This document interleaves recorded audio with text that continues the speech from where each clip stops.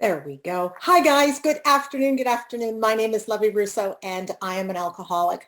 And it's only by the grace of God and Alcoholics Anonymous that I'm alive and well, sober, and recovered from a seemingly hopeless state of mind and body. And what that means is that I have been restored to some kind of usefulness, because when I was drinking, I was absolutely useless. I have a sobriety date. It's September the 7th of 2015. And in that really, really short amount of time, there's been no need or desire to pick up a drink or a drug. I have a sponsor who has a sponsor. I myself am a sponsor, and my sponsees are sponsors. And I complained about a GSR meeting once, so now I have a service sponsor. So guys, be really, really careful about what you complain to your sponsors about. Service is a really, really important part, a really important component of my recovery, and I take all of my sponsees through all 36 principles. So that means, we go through the steps. My book is really beaten up, so that's the book behind me. We go through the traditions, and we go through the concepts. And I'm active in my home group. I am my home group secretary. My home group is the main purpose group in Milford, Connecticut, USA, but I live in Bermuda. As a result of making an amends to my husband, I get to live on the beautiful, beautiful island of Bermuda. And guys, if COVID ever resolves itself and you find yourself in Bermuda, either, cruise or hotel, and you want to go to a meeting, please, please, please let me know. I am more than happy to take you to a meeting or make arrangements for you to be taken to a meeting. And conversely, if you find yourself in New England, coming up to play in the snow or to, check out all the leaves, and you want to go to a meeting, again, please let me know. I'm more than happy to make those arrangements for you. And I have to tell you that I've been so amazed with technology. During this pandemic, we've been allowed to participate in our sobriety. I now have sponsees all over the globe. And the foreword to the 4th edition says something to the effect that in any meeting anywhere, AA share experience, strength, and hope with each other in order to stay sober and to help other alcoholics. Modem to modem or face to face, AA speak the language of the heart in all of its power and simplicity. And in a Grapevine article in 1960, Bill Wilson wrote, "Nothing matters more to AA's future welfare than the manner in which we use the colossus of modern communication. Used unselfishly and well, it can produce results surpassing our present imagination." You see, I can only imagine that this virtual platform has been for me what the printed book of Alcoholics Anonymous must have been like back in 1939, right? The foreword to the 2nd edition says, "A wholesale miracle has taken place." The printed book allowed for a mass production of spiritual awakenings. I have sponsees who have never once stepped foot in a brick and mortar building, but with this book, with our virtual technology, they too have experienced the same miraculous solution to alcoholism. And I am really, truly grateful for that. Glenn, thank you so much for asking me to speak, and for this group for being here. And, I am extremely grateful to Alcoholics Anonymous. And grateful is what I am, and gratitude is what I do.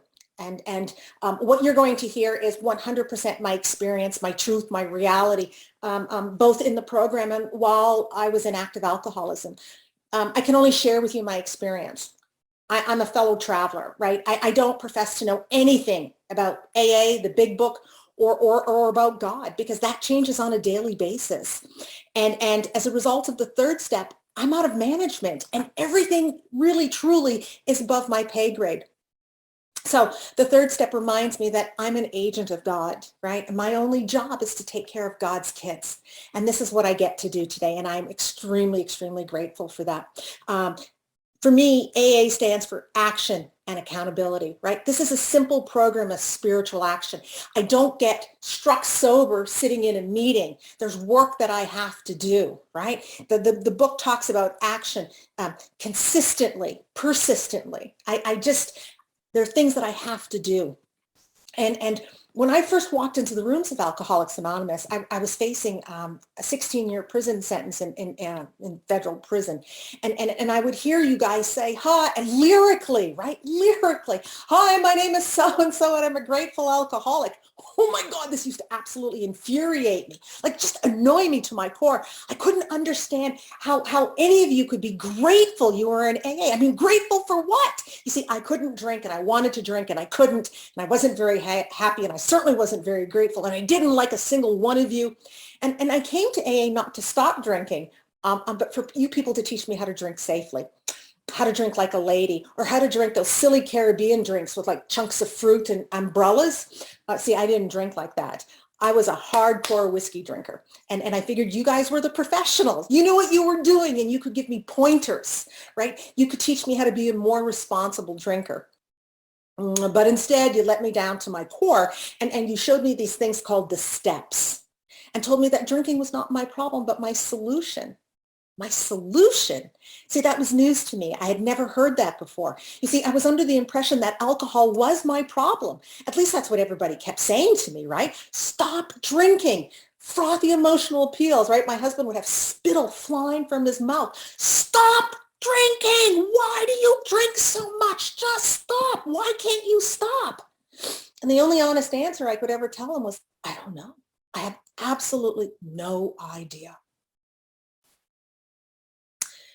I absolutely love alcohol. I still do. And if I had known my last drink was going to be my last drink, I would have had a parade. I would have hosted a party, and I will never deprive anybody of their last drink, right? Unfortunately, my last drink did not end up in a party. And I got to tell you that I absolutely loved, without a doubt, a 21-year-old single malt scotch, right? The smokier, the better. I love the way it smelled, and I love the way that scotch looked in a crystal glass as, you know, the sun shone through it. And scotch was my best friend. It was my lover. It was my confidant. It was there when I celebrated, and was there when I cried. I drank when I was happy, and I drank when I was sad. And I hear people, you know, use these corny expressions in the rooms, and they say, you know, I drank every day that ended in Y. And that was really, truly my case. You know, I was a daily drinker from the age of 15 on. And you see, but I love the way that scotch made me feel. Right? What it did for me, not what it did to me, but what it did for me. It transported me to this place of comfort and ease, right? That the book says that we drink primarily for the effect. For me, booze was magical, right? It made me taller, it made me younger, it made me thinner, depending on where I was in my life. And it provided this courage and this self-confidence, something that I couldn't generate on my own.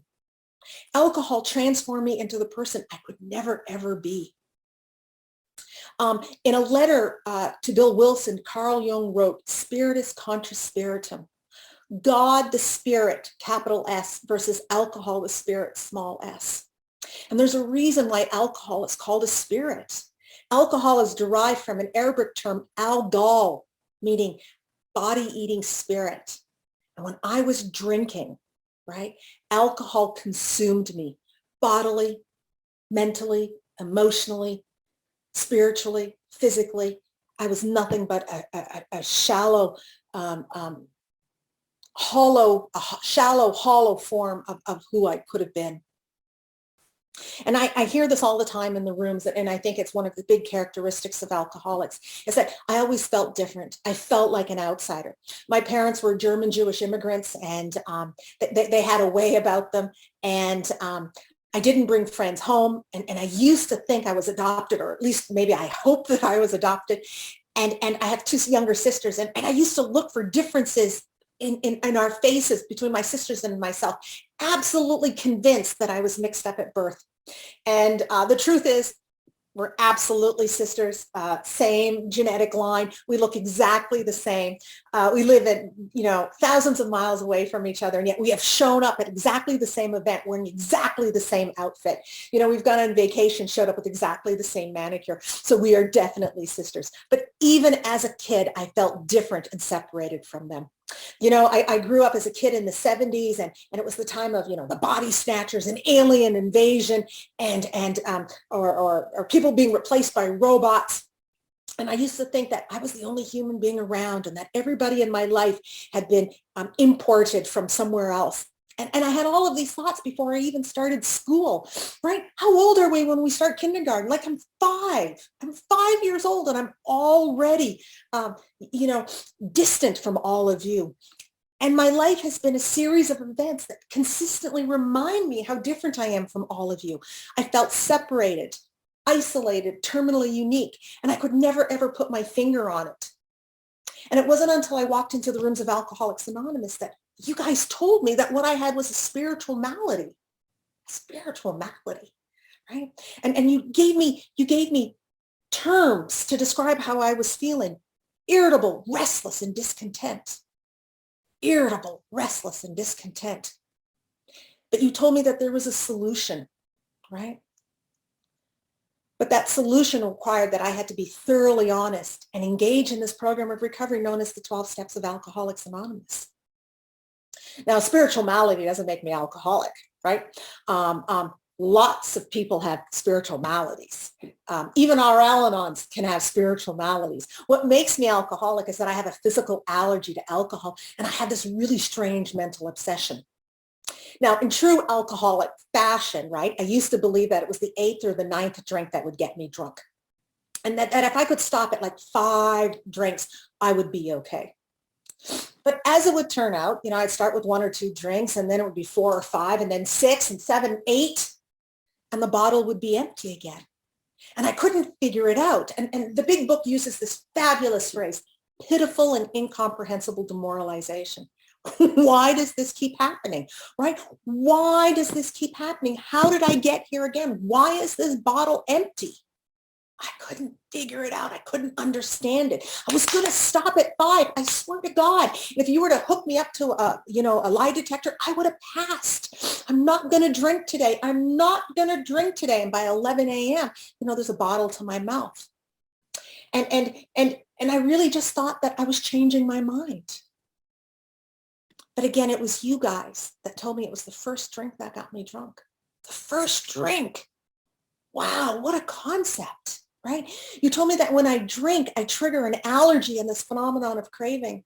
And the first drink insists on the second, which demands the third and screams for the fourth, and so on and so on and so on.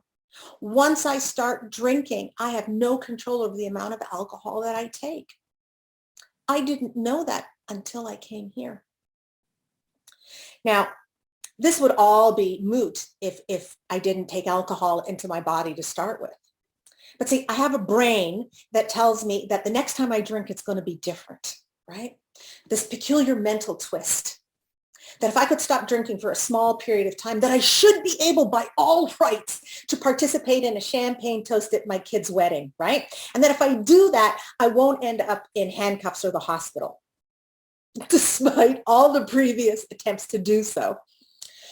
Guys, I'm going to tell you, I have 6 kids, and I gave birth to all of them naturally. I have a set of twins. They were 7'2" and 7'4" at birth. That's a lot of baby. And I also had a 10-pound son. And to this day, they're all adults. To this day, I cannot tell you how uncomfortable and painful birth was. I have absolutely no relative memory of that pain. You see, I truly believe that God gives women amnesia, so we are tricked into having more babies, right? Because if you've been with a woman who's given birth, or if you've given birth yourself, why would we do that again, knowing what we know the first time through, right?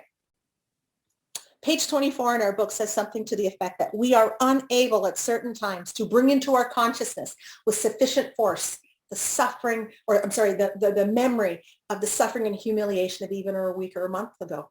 We are without defense against that first drink. And that's the way I am with a baby, right? I forget how awful things could be in labor, right? I forget how terrible things are when I'm drinking. I remember the good times. I remember how wonderful everything was. I forget that I had an esophageal bleed and I'm bleeding out on my living room floor, and my youngest daughter finds me, right? I have no defense or memory of those terrible situations. My mother is a widow, and she's in her 80s, and she's still incredibly proud of the fact that all of her babies slept through the night since we got home from the hospital. And I know you guys know how she did that, right? She put whiskey in our baby bottles, and she put whiskey on our gums when we were teething, and she would put whiskey and tea when we'd go out to play in the mall. And in the summer times when we went out to play at the park, she would, douse our hands in whiskey. And, I get whiskey underneath my fingernails, and I remember sucking it out. That was finger licking good. I don't need fried chicken, guys. Whiskey under my fingernails, and I'm good. And to this day, my mother makes this concoction, and it's repugnant. It's disgusting beyond belief, but it's grilled onions, vinegar, and whiskey. And she gave that to us when we weren't feeling well. It was a cure for all general malaise. And I faked being sick a lot as a kid, right? And in fact, I had to deal with my sisters that for a quarter, which was a lot of money back in my day, that I would take their dose of homemade whiskey medication. And it was a huge win-win for me, right? Not only did I make money, but I also got 2 extra doses of whiskey, right? And they said that whiskey is an acquired taste. Not in my mind, right? I loved it from the get-go. There's a story in our book about Jim the salesman. And Jim goes to sell a car, and he gets hungry, and he stops in a restaurant, and he says, suddenly, right? Suddenly, the thought crossed my mind that if I were to put an ounce of whiskey in my milk, it couldn't hurt on a full stomach. And guys, when we read that in meetings, people have a real visceral reaction to it, right? They go, oh, that's disgusting. Oh, who would do that? Who would put whiskey in milk? And I'm going, oh my God, me. Please pick me, right? Because I didn't know that you could drink whiskey any other way. So whiskey started off in my milk, and then it went into soda, and then it went into a glass, and finally straight from the bottle, because that's the way I drink. Consequences. So I hear a lot of people talk about progression of alcoholism and how their consequences eventually started catching up with them. My experience is somewhat different. I had consequences from the very, very beginning. I took my first drink on my own accord when I was 14, and I got absolutely blackout drunk. I have absolutely no memory of that event after, I don't know, the third whiskey.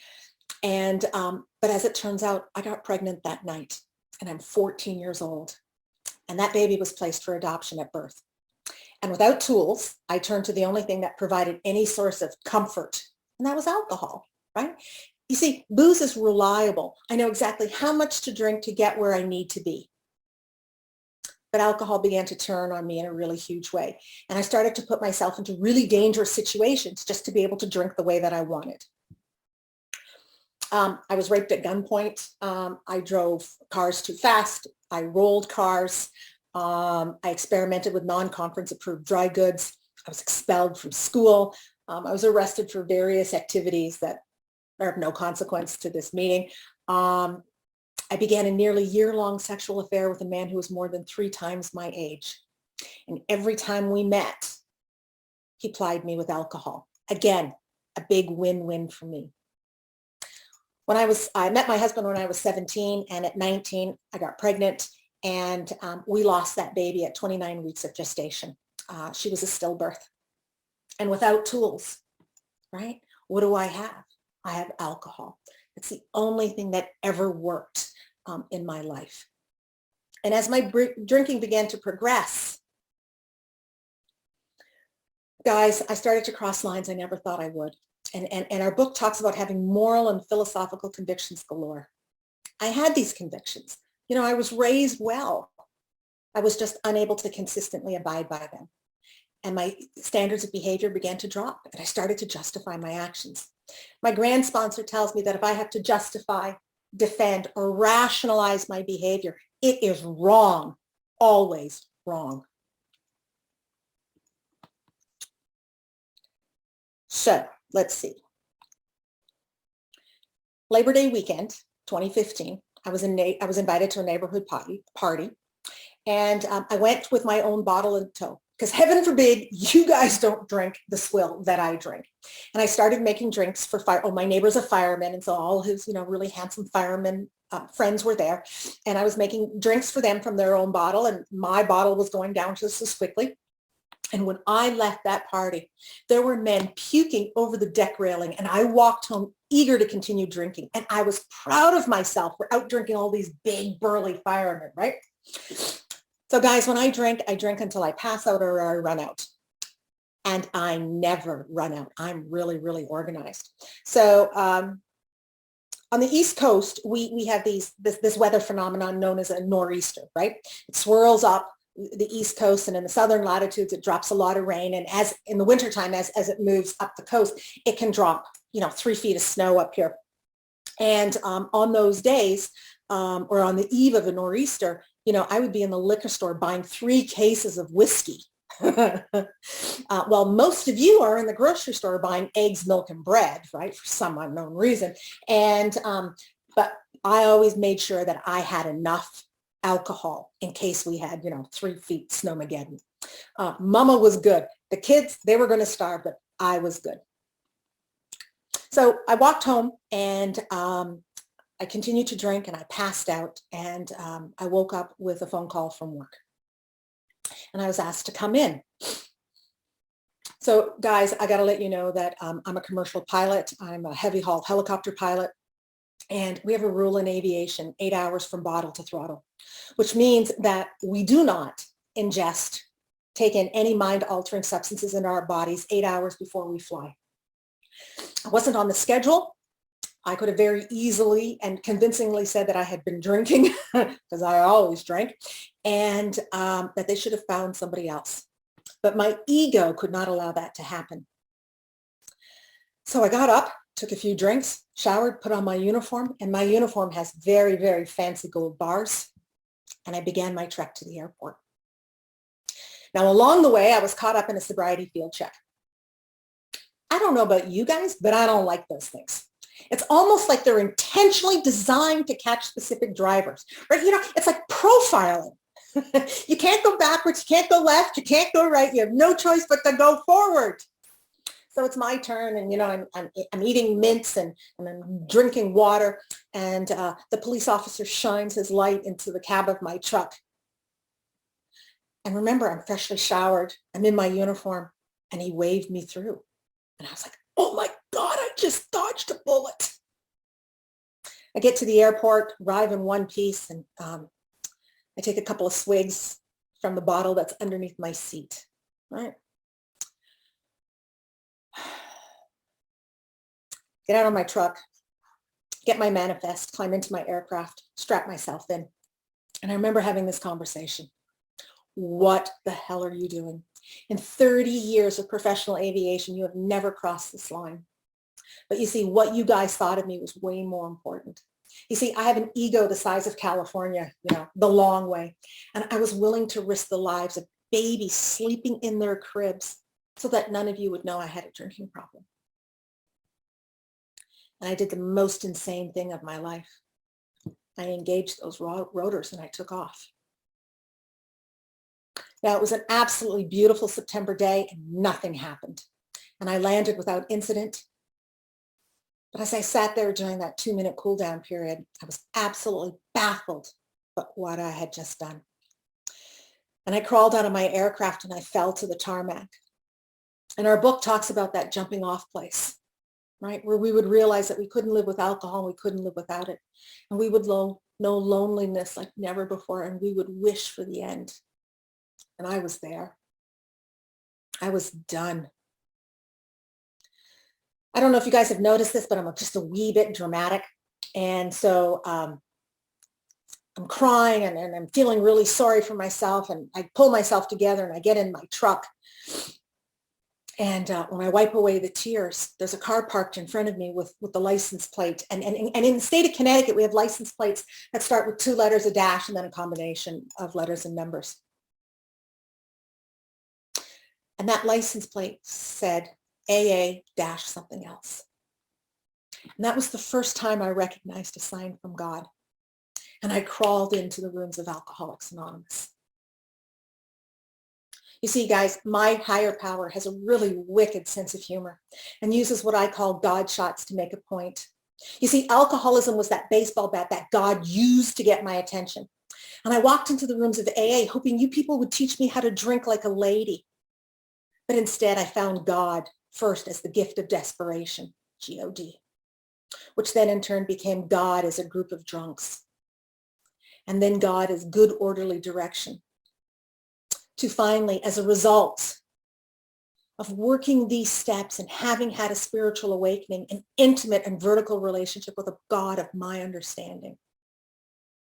right? I am powerless. I am absolutely powerless in all aspects of my life. And I need these constant reminders. As an alcoholic and as a human being, one of my most glaring character defects is self-importance. And I have to constantly remind myself that the universe as we understand it is about 13 billion years old. I'm 55. What do I know in comparison to 13 billion years, right? Absolutely nothing. I'm one of about 7 billion people on this planet. And if something should ever happen to me, right, maybe 100 people would be affected by my death, right? There's a lot of perspective in that, right? My higher power reminds me to stay right-sized, alert, and vigilant, right? And by engaging in this program of recovery outlined in the first 164 pages of our textbook, right? Alcoholics Anonymous, that keeps my life and my ego right-sized and in check. I am out of management, guys. My life is no longer my concern.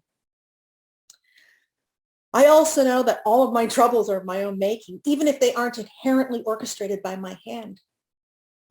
It's all about my perception, my reaction, and my attitude, right? I have tools today. I have tools that I never had before. And I have to be entirely willing to allow God to remove these defects. Some of them are really spicy and, saucy, and I'm not really willing to let them go yet. And that's when I get into trouble.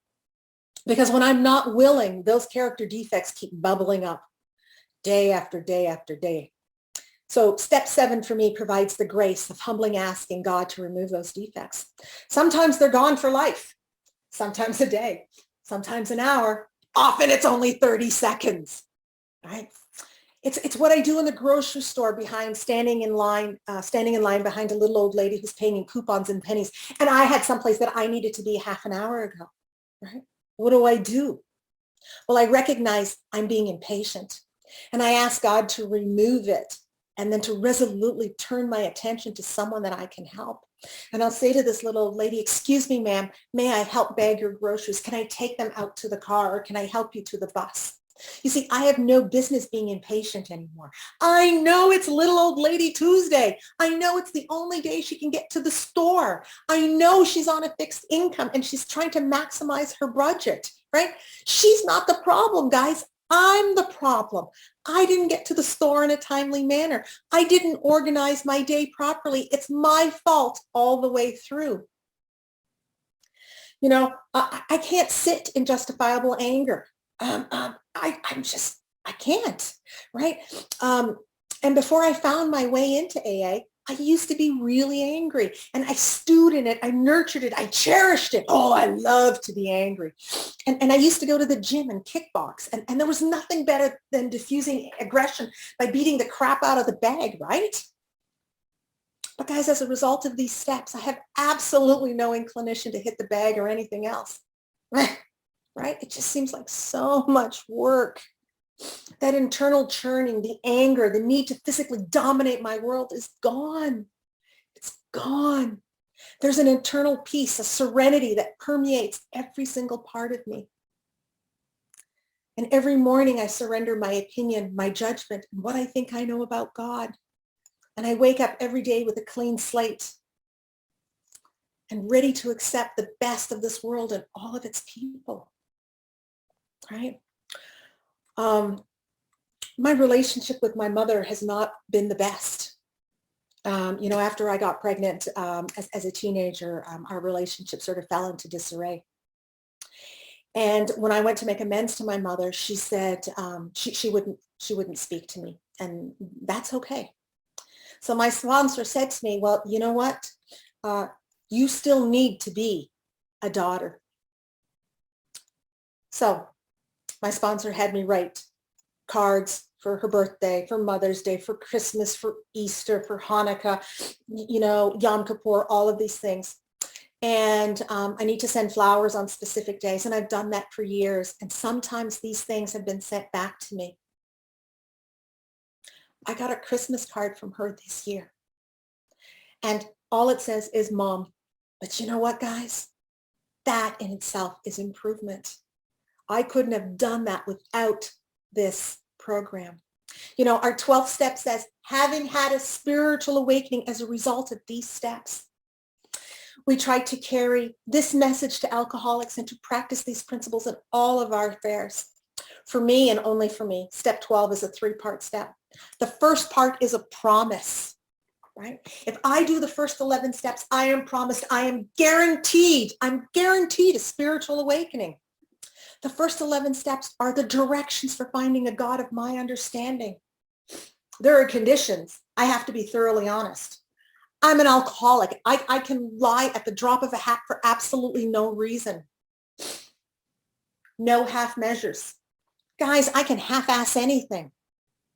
And I need to be fearless, right? The book says I'm driven by 100 forms of fear. But if I'm willing to be thoroughly honest, if I'm willing to be fearless, if I'm willing to do things without half measure, right, I'm guaranteed a spiritual awakening. Sandy Beach says that the steps are the treasure map for finding a God of my understanding. And you see, for someone like me, that's really, really cool. Because in our Judeo-Christian society, where does God exist? Up there, right? And where do I hang out as a pilot? Up there, and I'm looking down at all of you little minions. My sponsor did me the biggest favor in the world. My sponsor made it very clear to me that I was not God. And not only was I not God, I wasn't a demigod, and I didn't even have goddess status, right? Absolute 100% ego deflation. Man, I needed that. The second part of step 12 is to carry this message to alcoholics.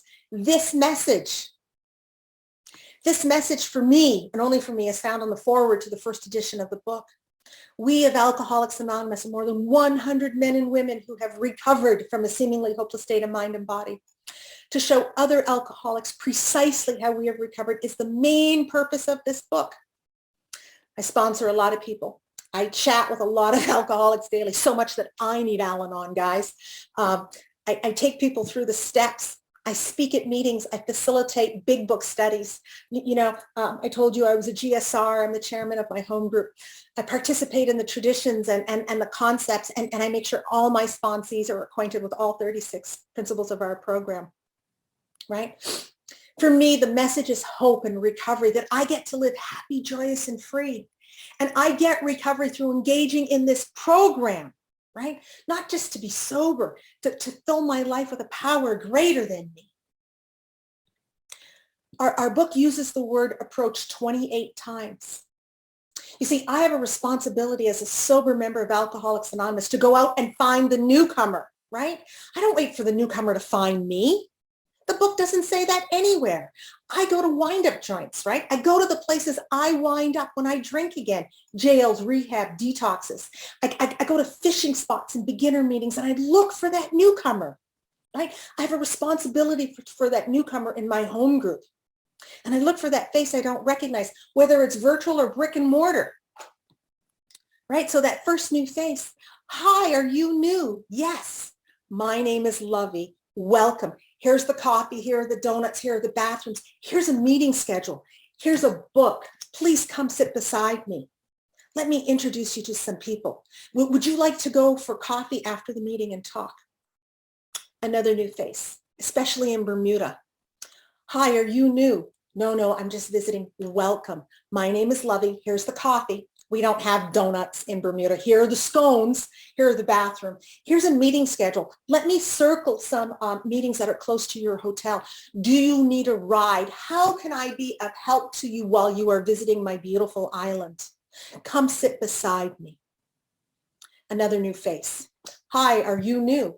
No. I have 30 years and I'm looking for new meetings. I'm just coming back, whatever it happens to be. Welcome. My name is Lovey. Here's the coffee. Here are the donuts. Here are the bathrooms. Here's a brand new meeting schedule. Here's a 4th edition book in case you're still working in the 3rd, right? Let me introduce you to some people. Come sit with me. See, guys, that is my responsibility. The third part of step 12, right? This is the challenge, right? The challenge, because I need to practice these principles in all of my affairs. All of my affairs, not just some of them, not just the ones that I want to practice, all of them, right? And these principles are spiritual in nature. I try to live with tolerance and compassion, patience, forgiveness, love, goodwill, fidelity, humility, honesty, consideration, restitution, and acceptance. You see, as a result of this program, as a result of these steps, as a result of a vertical and intimate relationship with a power greater than myself, I get to be a producer of harmony, right? A producer of harmony and joy. No longer, do I cause confusion? I don't want to live in conflict or in hate. Guys, life is too precious and way too short. I want every day to be amazing. And it is. It absolutely is. So I mentioned restitution. Restitution for me is an enormous spiritual principle. And restitution obviously follows our 9th step amends. So I mentioned at the beginning that I was facing 16 years in prison as a result of flying drunk. And I have a really fantastic attorney. And I didn't go to jail. But my sponsor was very insistent that I had to make an amends to a government agency that oversees aviation here in the United States. And I had put it off for quite some time. And my sponsor, being a good sponsor, kept badgering me about it.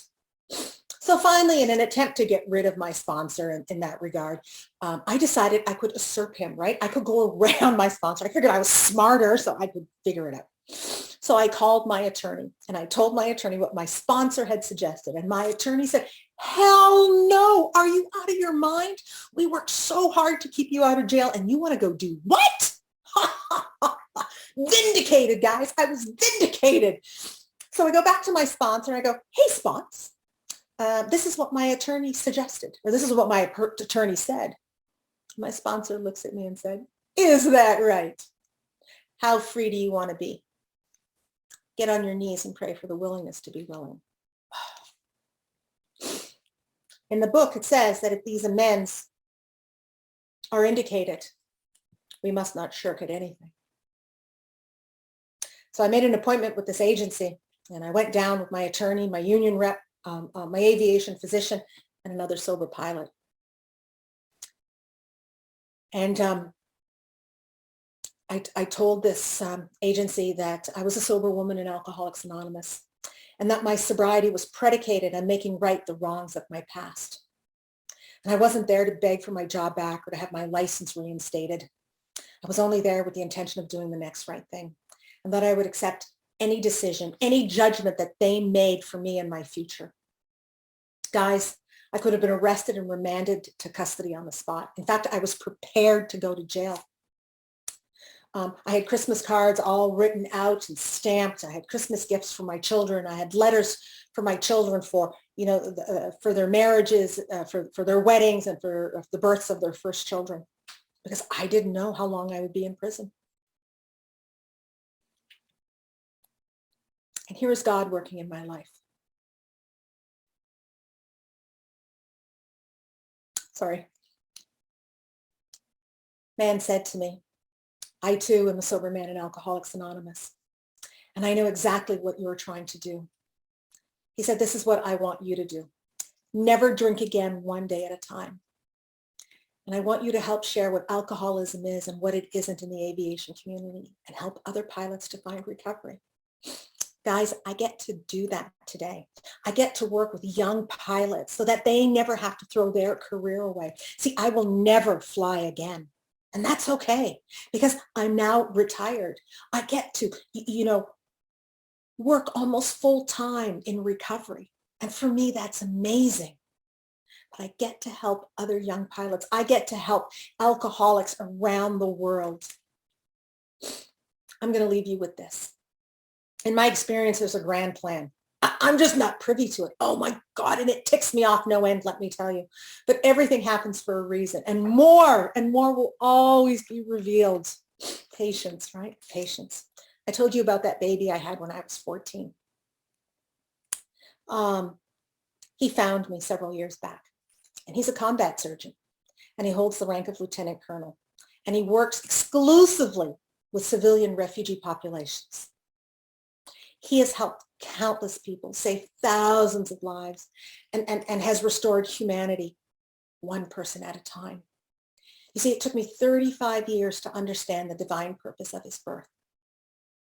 I was merely a vessel. I provided genetics in a womb. His adoptive parents nurtured, cared for him, gave him opportunities. The military trained him, and God put my son where he would be of maximum service, right? Page 77 of our book says something to the effect that our real purpose as individuals is to fit ourselves to be of maximum service to God and the people about us. Guys, I'm so honored and so privileged to be a part of God's grand plan. If you're new or nearly new, please keep coming. Get a sponsor, someone who has experience in the 12 Steps of Alcoholics Anonymous from this book. This is where the directions are. This is the only place where you will find the instructions. If you're a veteran of this program, please reach out your hand to a newcomer and show them that this program works, because it really, really, truly does. And if you will allow me, indulge me, page 164 of our book. Our book is meant to be suggestive only. We realize we know only a little. God will constantly disclose more to you and to us. Ask him in your morning meditation what you can do each day for the man who is still sick. The answers will come if your own house is in order. But obviously you cannot transmit something you haven't got. See to it that your relationship with him is right, and great events will come to pass for you and for countless others. This is the great fact for us. Abandon yourself to God as you understand God. Admit your faults to him and to your fellows. Clear away the wreckage of your past. Give freely of what you find and join us. We shall be with you in the fellowship of the Spirit, and you will surely meet some of us as you trudge the road of happy destiny. May God bless you and keep you until then. Guys, thank you so much for allowing me to be of service today. Happy Advent, happy Hanukkah, happy Merry Christmas, happy holidays, and happy sobriety. Thanks.